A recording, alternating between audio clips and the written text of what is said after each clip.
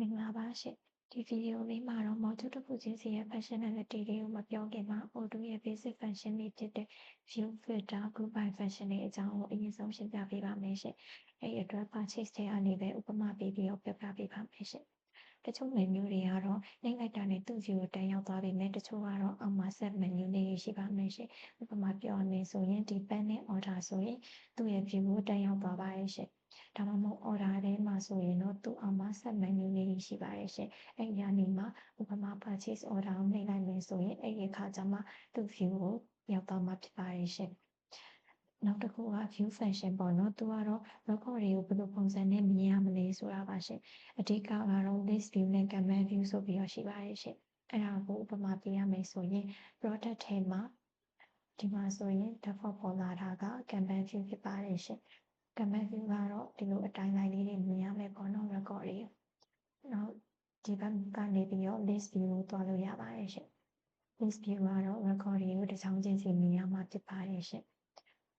နောက်တစ်ခုက search function မှာဆိုရင် filter ခံပြီးတော့ကြည့်လို့ရပါတယ်ရှင်အခု default ဝင်နေတာကတော့ can be purchased ဆိုတဲ့ filter လေးပေါ့နော်အဲ့ဒါကိုမလို့ချင်ဘူးဆိုရင်ဒီအမလေးကိုနှိပ်ပြီးတော့ဖြုတ်လို့လည်းရတယ်လို့ဒီကနေ basket လေးနှိပ်ပြီးတော့လည်းဖြုတ်လို့ရပါတယ်ရှင်နောက်ပြီးရင်ညာလေးကိုနှိပ်ပြီးတော့ဒီ filter တွေကိုကိုယ်လိုသလိုထည့်လို့ရပါတယ်ရှင်ဒီမှာ can be ဆိုfilter တွေကိုတစ်ခုထပ်ပို့ပြီးတော့လည်းထည့်လို့ရပါတယ်ရှင်ဒီမှာဒီလို can be ဆိုနဲ့ဒီ services လိုထည့်ပြီးတော့ကြည့်လို့ရပါတယ်ရှင်နောက်နည်းနည်းပို့ပြီးတော့ advanced ဖြစ်တာကတော့ custom filter ပါရှင် custom filter မှာဆိုရင်ဥပမာ vendor လေးထည့်ကြည့်လိုက်မယ်ပေါ့နော်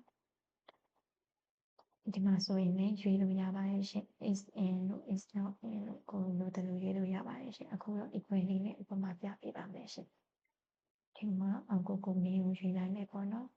အဲ့ဒါကို add လုပ်လိုက်တဲ့အခါမှာဆိုရင်ဒီ vendor ထည့်ထားတဲ့ product ကဒီမှာပေါ်လာမှာဖြစ်ပါတယ်ရှင်search function မှာပဲနောက်တစ်ခုကgroup by ဆိုပြီးတော့ရှိပါတယ်ရှင်အဲ့ဒါကတော့ record တွေကိုဘယ်လို display လုပ်မလဲဆိုတာ group တွေပေါ့နော်အဲ့ဒါကို product type align group လုပ်ရင်ဒီလိုမျိုး product type align ဒီ product တွေကဒီလိုပြပေးမယ်ပေါ့နော်ဒါမှမဟုတ်ရင် product type ထဲမှာ product category လေးနဲ့ထပ်ခွဲချင်တယ်ဆိုရင်ဒီအောက်မှာဆိုရင် product category လေးနဲ့ထပ်ခွဲပေးရပေါ့နော်အဲ့မှာလည်းခုနက filter လိုမျိုးပဲဒီလို custom group လေးထည့်လို့ရပါတယ်ရှင်ဥပမာဒီလို created on ဆိုပြီးတော့နှိပ်လိုက်ပြီးတော့ဒီကနေ day လေးကိုရွေးပေးလိုက်မယ်ဆိုရင်ဒါက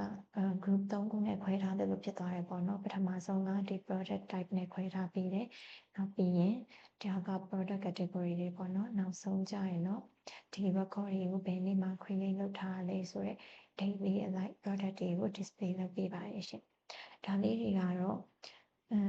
Odoo ရဲ့ basic view နဲ့ search function လေးတွေပါရှင်ဒီဗီဒီယိုလေးကတော့ဒီလောက်ပါပဲကျေးဇူးတင်ပါတယ်ရှင်